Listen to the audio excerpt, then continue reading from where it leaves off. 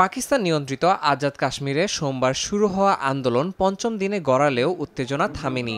স্থানীয় সময় শুক্রবার মুজাফফরাবাদ শহরে দোকানপাট বন্ধ, সড়ক ফাঁকা ও পরিবহন স্থবির দেখা যায়। ছোট ছোট মিছিল ও পতাকা হাতে স্লোগানে মুখর থাকে বিক্ষোভকারীরা। সহিংসতায় কয়েকজন হতাহত হয়েছেন বলে জানিয়েছে কর্তৃপক্ষ।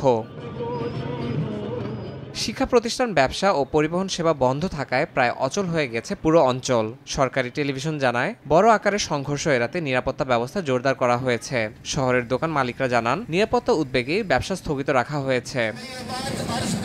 খাদ্য, বিদ্যুৎ ও অন্যান্য সেবায় ভর্তুকির দাবিতে বিক্ষোভ শুরু হলেও আন্দোলনের নেতৃত্ব দেওয়া মানবাধিকার জোটের নেতা বলেন, রাজনীতিবিদ ও সরকারি কর্মকর্তাদের অতিরিক্ত সুবিধাই আন্দোলনের মূল ইস্যু। পাশাপাশি পাকিস্তানের অন্যান্য অঞ্চল থেকে পাঠানো প্রতিনিধিদের জন্য কাশ্মীর আইনসভায় বরাদ্দ আসন বাতিলের দাবিও তুলেছেন আন্দোলনকারীরা।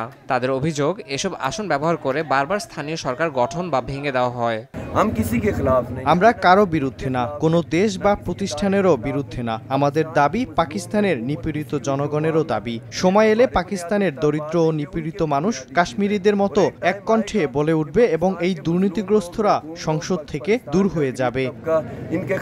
এদিকে প্রধানমন্ত্রী শাহবাজ শরীফের নির্দেশে গঠিত উচ্চ পর্যায়ের কমিটি বৃহস্পতিবার কাশ্মীর জয়েন্ট আওয়ামী অ্যাকশন কমিটির নেতাদের সঙ্গে আলোচনায় বসে। কমিটির প্রধান ফয়সাল জামিল কাশ্মীরি জানিয়েছেন, আলোচনায় অগ্রগতি হচ্ছে বলে তিনি আশাবাদী। এর আগে গত বছরও একই ধরনের বিক্ষোভে কয়েকজন নিহত হওয়ার পর সরকার ২,৪০০ কোটি রুপি অনুদান দেন।